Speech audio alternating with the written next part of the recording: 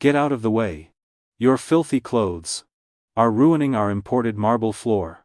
The lobby manager's voice echoed through the massive glass atrium, followed by the harsh crash of a mop bucket being kicked across the room. Soapy water pooled around Clara's worn-out sneakers, soaking right through the thin canvas. But the young janitor didn't even look up at the furious man in the tailored suit.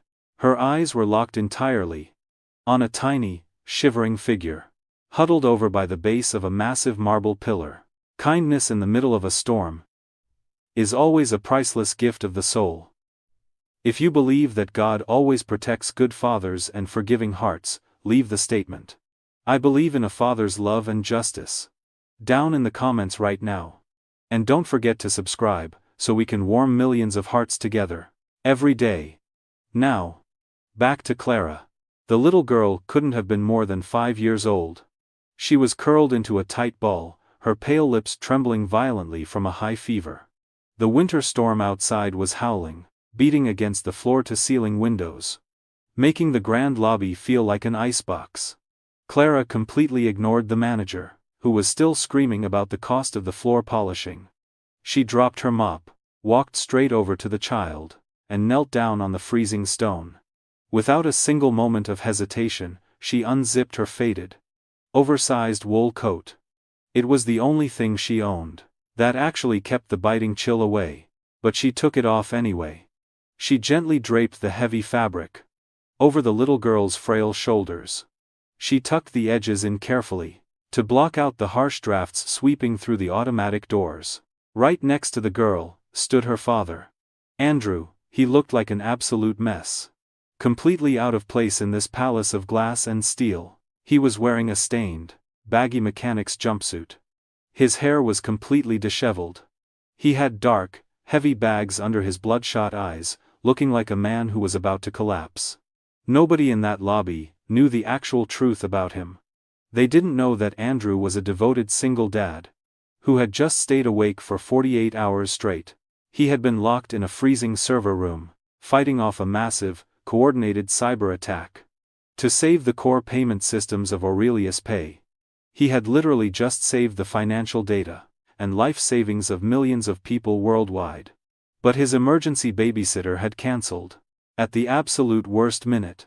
Chloe had spiked a sudden, terrifying fever right as he was finishing the security patch.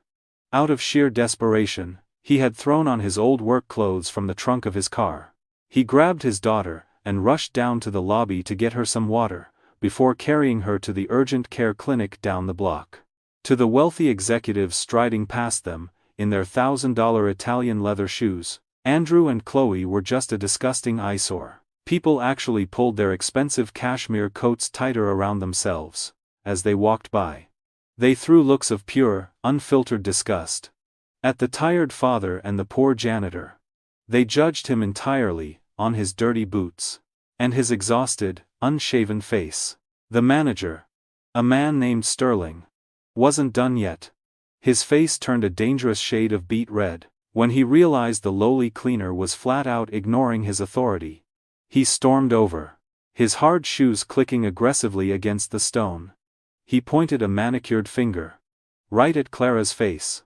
Are you completely deaf? I said get out of here right now, and take this trashy bum and his sick kid with you. I want all 3 of you out in the snow, before you infect my high-end clients. Sterling frantically signaled for 2 heavy-set security guards, who immediately started marching across the lobby, with their hands on their belts.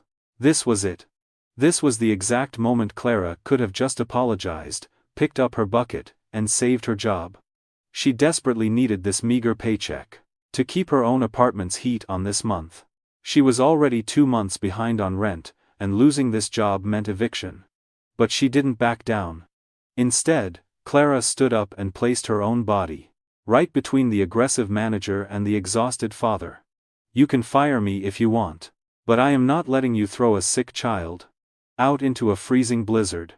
Her voice was shaking, cracking under the immense pressure, but she stood her ground. She spread her arms out wide to shield Chloe from the approaching guards. Andrew watched this entire scene unfold in absolute, stunning silence. The bone-deep exhaustion in his eyes suddenly vanished. It was instantly replaced by a razor-sharp, calculating gleam of authority. He had spent his whole life surrounded by fake people, who only cared about his bank account and his stock options. Yet here was a woman with absolutely nothing. A woman risking her only livelihood to protect a child she didn't even know.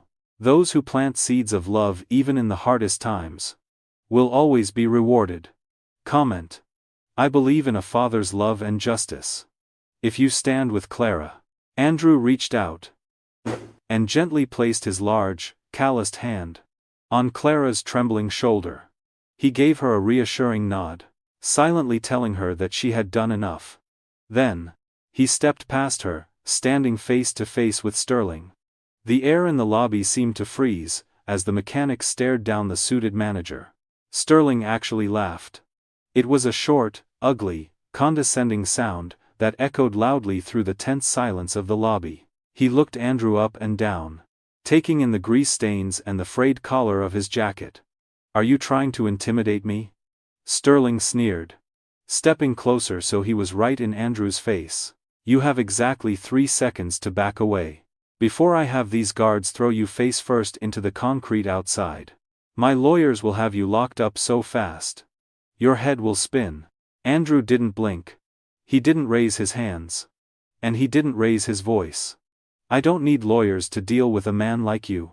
Sterling. Andrew's voice was dangerously calm, possessing a quiet authority that immediately made the 2 security guards hesitate. Slowly, Andrew reached into the deep pocket of his stained overalls. Sterling braced himself, half expecting the crazed mechanic to pull out a weapon. Instead, Andrew pulled out a sleek, matte black smartphone. It wasn't a normal consumer device, it was a prototype, etched with the highest-level security encryption seal of the Aurelius Corporation. Without breaking eye contact with the manager, Andrew tapped the screen and pressed it to his ear. He only spoke one sentence. Override Protocol Alpha 1. Execute emergency lockdown on all lobby terminals.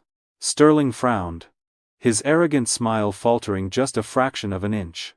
Who do you think you are calling? Are you trying to prank us? Before Sterling could finish his sentence, a massive digital chime echoed from the ceiling speakers. The giant, 2-story promotional billboards, displaying luxury watches and bank advertisements, suddenly went completely dark.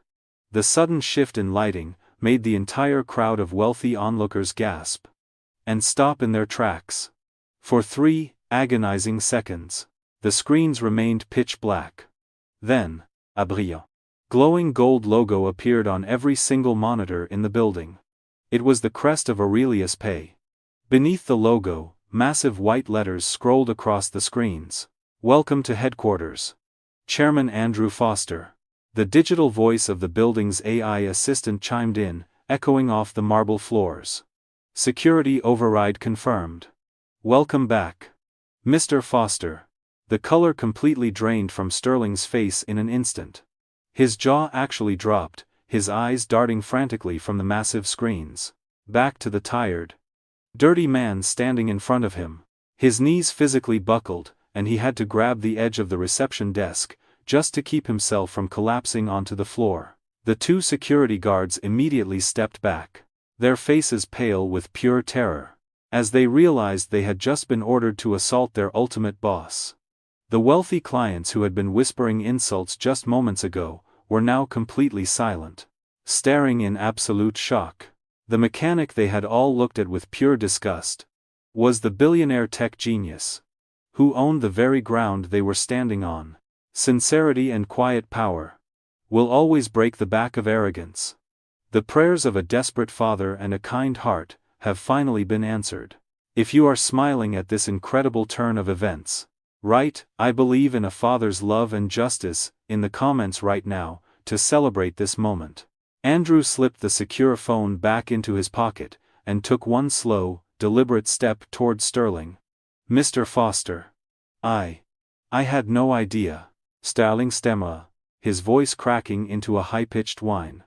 I was just following standard building protocols. I was trying to keep the lobby clean for the high-end investors. Andrew's eyes were like ice. You were perfectly willing to throw a sick child into a blizzard, just because her father didn't wear a tailored suit. You were ready to destroy a poor woman's livelihood, because she dared to show basic human compassion. When you wouldn't. Sterling raised his hands, shaking violently. Please, sir. I have a mortgage. I have a reputation in this industry. Andrew cut him off. Not anymore. You are terminated. Effective immediately. And I will personally ensure that every corporate partner in this city knows exactly why you were let go. Now get out of my building, before I have you escorted out as a trespasser. Sterling opened his mouth to beg. But the two security guards, eager to save their own jobs, immediately grabbed him by the arms and dragged the weeping manager toward the revolving glass doors. The lobby remained dead silent as the ultimate display of karma played out. But Andrew didn't care about the crowd. He immediately turned his back on the wealthy executives and dropped down to his knees on the cold marble floor. He looked at Clara. The young janitor was still kneeling there, frozen in shock, her hands hovering over the oversized wool coat she had wrapped around Chloe. She looked terrified, completely overwhelmed by what was happening. Andrew didn't see a lowly cleaner. He saw the only person in a room full of millionaires who had a soul. He reached into his jacket and pulled out a heavy, solid metal black card. He didn't hand it to her like a tip. He held it out with both hands. A gesture of absolute respect. This isn't charity, Clara. Andrew said softly, his voice cracking slightly with emotion. This is an unlimited company account.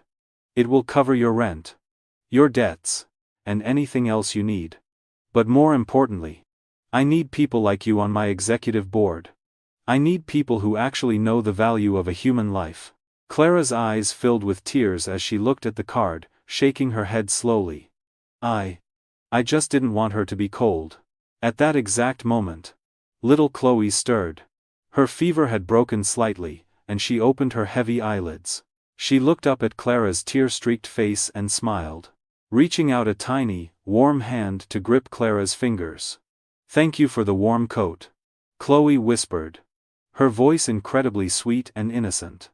Andrew looked at his daughter, and then he looked up at the incredible woman who had risked everything for them. He realized, in that split second, that all the money and power in the world meant absolutely nothing if you didn't have a true partner to share it with. He had spent years building an empire, but his home had always been empty.